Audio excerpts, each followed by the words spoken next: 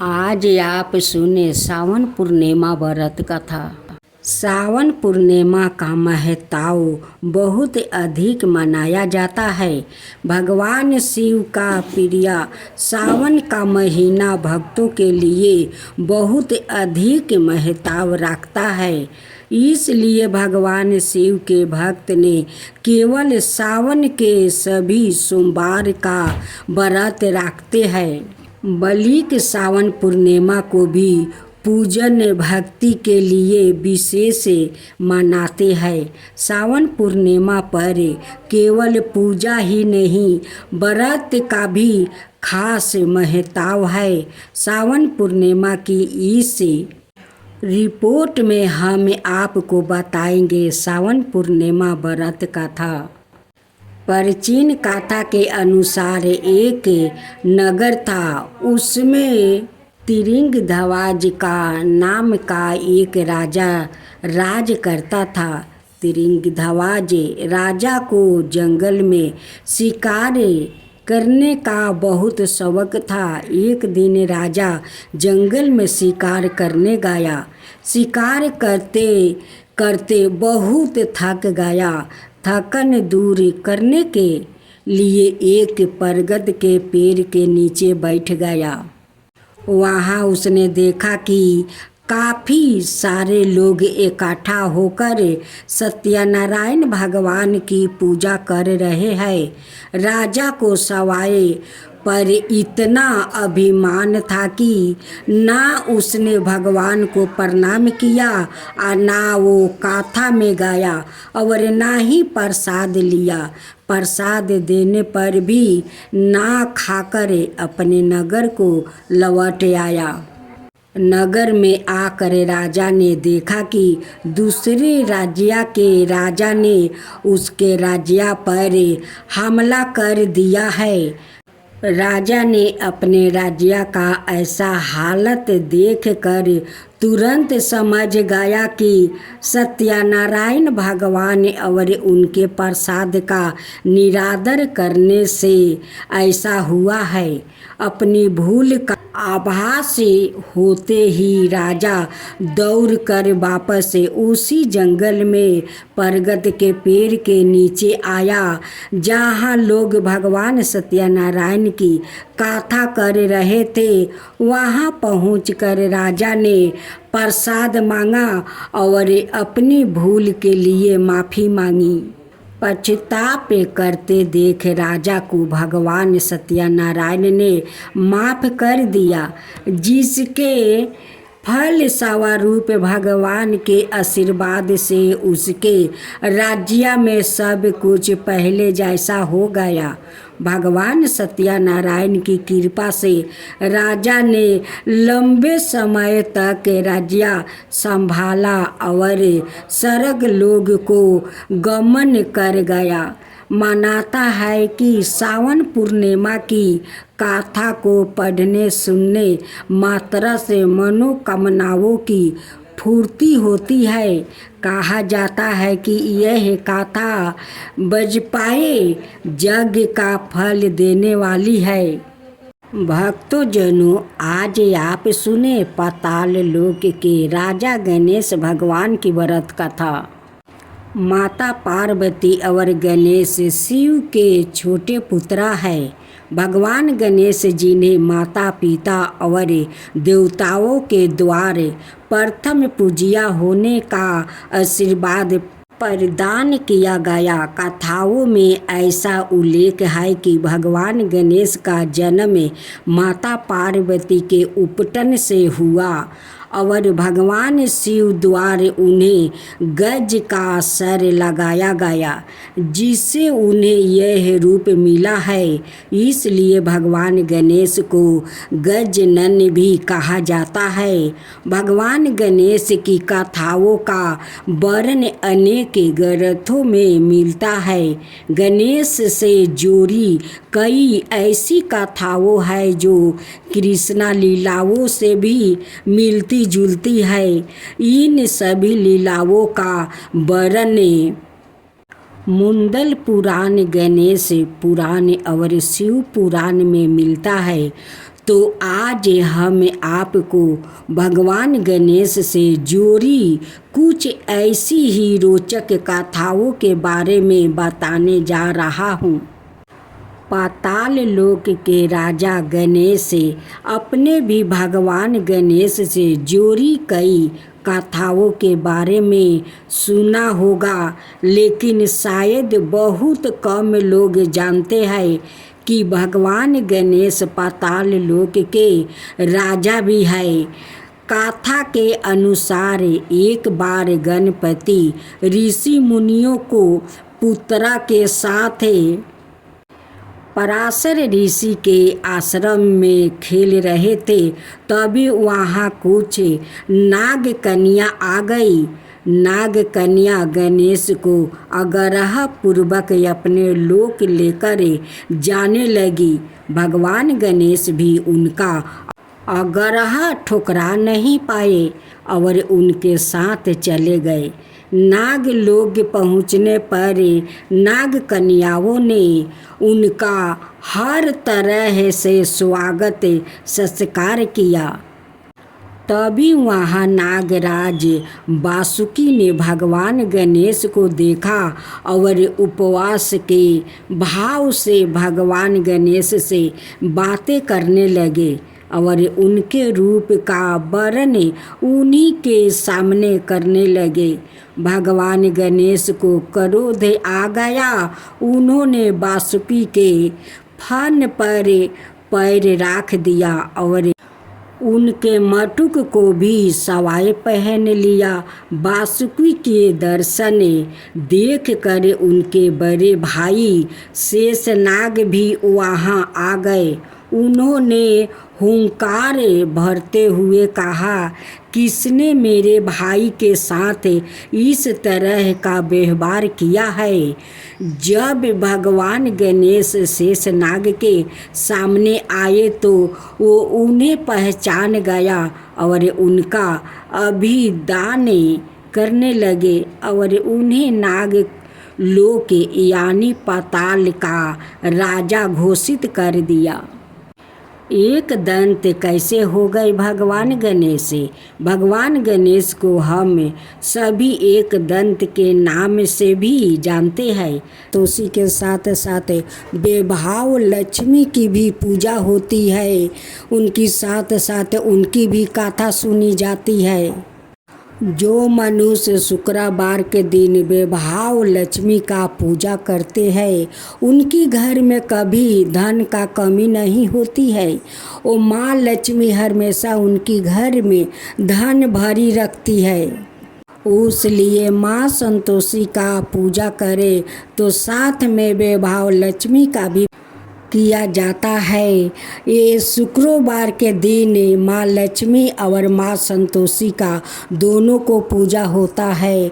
दोनों को कथा सुनने से दोनों माता प्रसन्न होती है और उनकी घर में अन्न से धन भर देती है, अखंड सौभाग्यपति रखती है। माँ बेभाव लक्ष्मी बहुत कृपालु है। जितने कृपालु माँ संतोषी है उतने कृपालु बेभाव लक्ष्मी भी है। दोनों माते अपना भक्त का वचन भी सुनते हैं और उनकी सारा कामना पूरा कर देते हैं। माता संतोषी और बेभाव लक्ष्मी के कथा सुने तो साथियों पूरा कथा सुने ताकि माँ लक्ष्मी खुश हो जाए और अपना भक्त पर अपना कृपा बरसाए। जय बेभाव लक्ष्मी, जय बेभाव लक्ष्मी, जय संतोषी माता, जय संतोषी माता।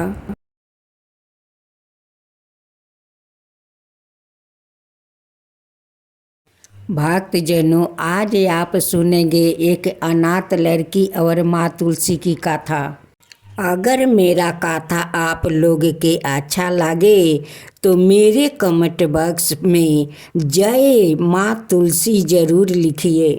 एक टूटे हुए गौशाला में एक अनाथ लड़की रहती है। वो लड़की का कोई नहीं था।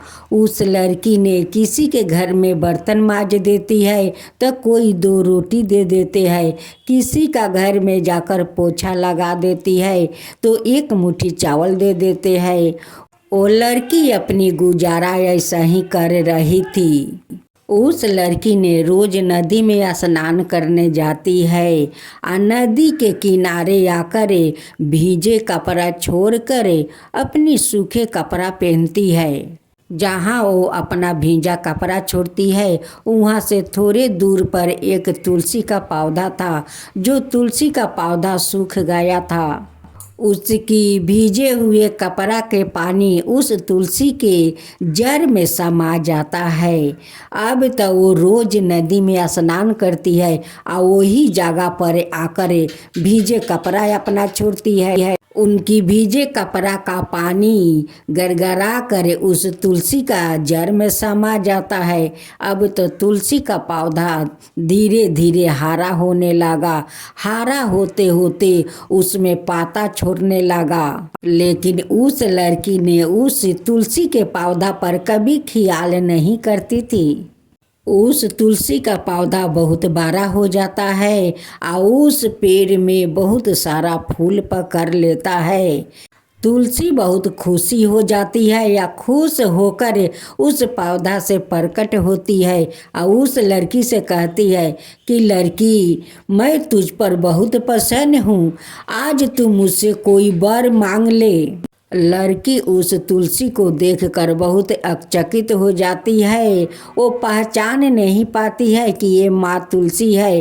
वो कहती है कि आप कौन हो, इतना जल्दी यहाँ पर कैसे आ गई? यहाँ पर तो कोई आदमी नहीं रहता है और कभी मैं आदमी को नहीं देखा। आया पे इतना जल्दी कैसे मेरे सामने आ गई? कहती है कि मैं तो तुलसी हूँ, तुम उस तुलसी का पौधा को देखती हो। उस तुलसी का पौधा तुम्हारे कारण तो हरा भरा हुआ है और इतना फूल पकड़ा है कि वो फूला कर बहुत खुश हो गई है। वो तुम्हारे कारण अब मैं उस पौधा में रहती हूँ। मैं तुलसी हूँ बेटी। बेटी, उस पौधा के तुमने जिंदा किया है। अब मैं आज खुश होकर आज प्रकट हुई हूँ, तुम्हारे सामने खड़ी हूँ और तुम्हें कुछ मांगने के लिए कहती हूँ, तुम मुझसे कुछ मांग लो। उस लड़की कहती है कि हे माँ तुलसी, मैं तो अनाथ हूँ, कभी तुलसी का पौधा देखा नहीं, उसलिए मैं पहचान नहीं पाई माता, मुझे क्षमा कर दीजिए। फिर तुलसी कहती है कि बेटी, तू मुझसे कुछ वर मांग ले।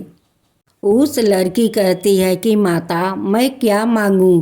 मेरा कोई माता पिता नहीं है, नहीं कोई अपना परिवार है, नहीं मेरा घर द्वार है, मैं तो गौशाले में रहती हूँ।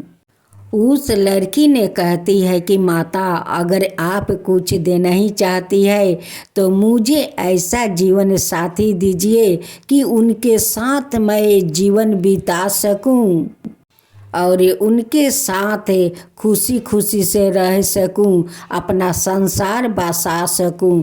ऐसे ही मुझे वरदान दीजिए माता। फिर लड़की कहती है कि माता, यहाँ पर तो कहीं दूर दूर तकले कोई घर द्वार दिखाई नहीं दे रहा है, तो मेरा जीवन साथी कहाँ मिलेगा? माँ तुलसी कहती है कि बेटी, तू उसके लिए चिंता मत कर, मैं सब कुछ बंदोबस्त कर दूंगी। माँ तुलसी अपना माया शक्ति से उस गौशाला का वो माया जाल नगरी बना देती है। माँ तुलसी उस लड़की को कहती है कि बेटी, तू लाल चुनरी पहन कर उस दरवाजा के सामने बैठ जाना। देखना एक राजकुमार इस नगरी से आएंगे और तुम्हें पसंद करके वो अपना घर ले जाएंगे और ले जाकर वहाँ पर धाम धूम से अपना शादी तुम्हारे साथ करेंगे। उस लड़की माँ तुलसी से वो रो कर कहती है कि माँ, आप मेरे लिए इतना कुछ कर रही है तो आप मेरा माँ बन जाइए और उस राजकुमार के हाथ में अपना हाथ से मेरे हाथ धरा दीजिए माता।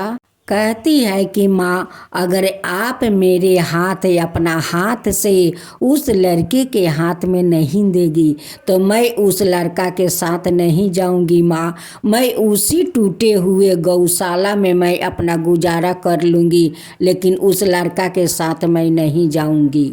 नहीं तो आपका एक दिन के लिए मेरे माँ बन जाइए माता।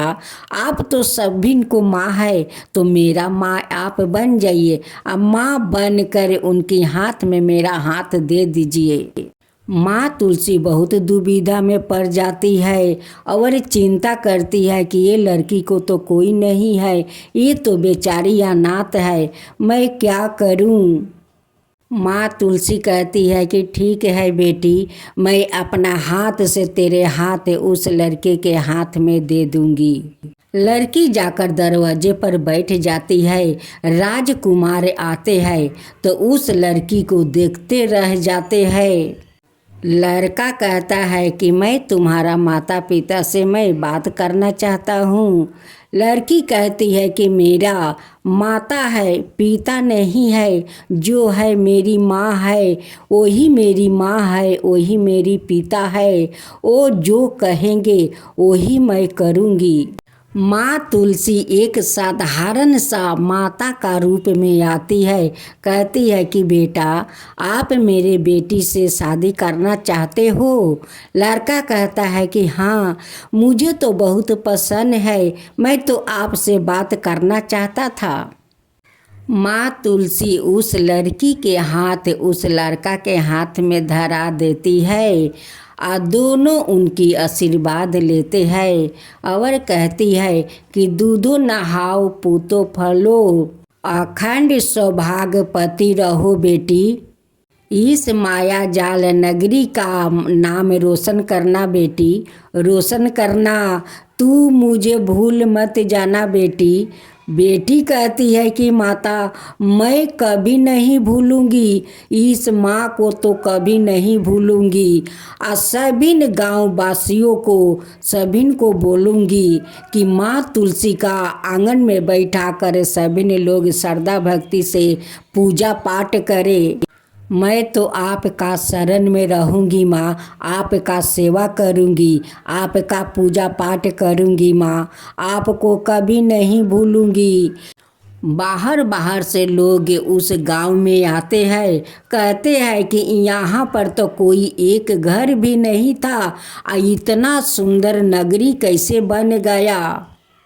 सभी लोग उस राजकुमार से पूछते हैं कि इस गांव का नाम क्या है। राजकुमार कहते हैं कि इस गांव के नाम में माया जाल नगरी है। इस माया जाल नगरी का मैं राजा हूँ। हे माँ तुलसी, जैसे आप उस अनाथ लड़की पर कृपा किया, माँ बन कर उस लड़का को हाथ में उसका हाथ धरा दिया, वैसा ही सबका ऊपर कृपा कीजिए। हे माँ तुलसी, सबका ऊपर कृपा कीजिए। जो आपका कथा कहता है उस पर कृपा कीजिए, जो सुनता है उस पर कृपा कीजिए, सबके ऊपर कृपा कीजिए। हे माँ तुलसी, माँ तुलसी की जय हो, माँ तुलसी की जय हो। अगर मेरा तुलसी जी का कथा अच्छा लगा हो तो आप इस कमेंट बॉक्स में ज़रूर जय तुलसी माता लिखिए। अब साथ में सुनेंगे लपसी तपसी की कथा। एक लपसी था, एक तपसी था। तपसी हमेशा भगवान की तपस्या में लीन रहता था। लपसी रोजाना सावा शेर की लपसी बनाकर भगवान का भोग लगाकर जिमा लेता था। एक दिन दोनों लड़ने लगे। तपसी बोला, मैं रोज भगवान की तपस्या करता हूँ, इसलिए मैं बारा हूँ। लपसी बोला, मैं रोज भगवान को सावा शेर लपसी का भोग लगाता हूँ, इसलिए मैं बारा हूँ। नारद जी वहाँ से गुजर रहे थे। दोनों को लड़ता देख कर उनसे पूछा कि तुम क्यों लड़ रहे हो। तपसी ने खुद के बारा होने का कारण बताया और लपसी ने अपना कारण बताया। नारद जी बोले, तुम्हारा फैसला मैं कर दूंगा। दूसरे दिन लपसी और तपसी नहाकर अपनी रोज की भांति करने आए तो नारद जी ने छुप कर 1.25 करोड़ की एक एक अंगूठी उन दोनों के आगे रख दिया। तपसी की नजर जब अंगूठी पर पड़ी तो उसने चुपचाप अंगूठी उठाकर अपने नीचे दबा लिया। लपसी की नजर अंगूठी पर पड़ी लेकिन उसने ध्यान नहीं दिया। भगवान को भोग लगाकर लपसी खाने लगा। नारद जी सामने आए तो दोनों ने पूछा कि कौन बड़ा है। तो नारद जी ने तपसी से खारा होने को कहा। वो खारा हुआ तो उसके नीचे दबी अंगूठी दिखाई पड़ी। नारद जी ने तपसी से कहा, तपस्या करने के बाद भी तुम्हारी चोरी करने की आदत नहीं गई, इसलिए लपसी बारा है और तुम्हें तुम्हारी तपस्या का कोई फल भी नहीं मिलेगा। तपसी शर्मिंदा होकर माफ़ी मांगने लगा। उसने नारद जी से पूछा, मुझे मेरी तपस्या का फल कैसे मिलेगा। नारद जी ने कहा, यदि कोई गाय और कुत्ते की रोटी नहीं बनाएगा तो फल तुझे मिलेगा। यदि कोई ब्राह्मण को भोजन करवाकर दक्षिणा नहीं देगा तो फल तुझे मिलेगा। यदि कोई साड़ी के साथ ब्लाउज नहीं देगा तो फल तुझे मिलेगा। यदि कोई दिए से दिया जलाएगा तो फल तुझे मिलेगा। यदि कोई सारी कहानी सुने लेकिन तुम्हारी कहानी नहीं सुने तो फल तुझे मिलेगा। उसी दिन से हर व्रत कथा कहानी के साथ लपसी तपसी की कहानी भी सुनी और कही जाती है।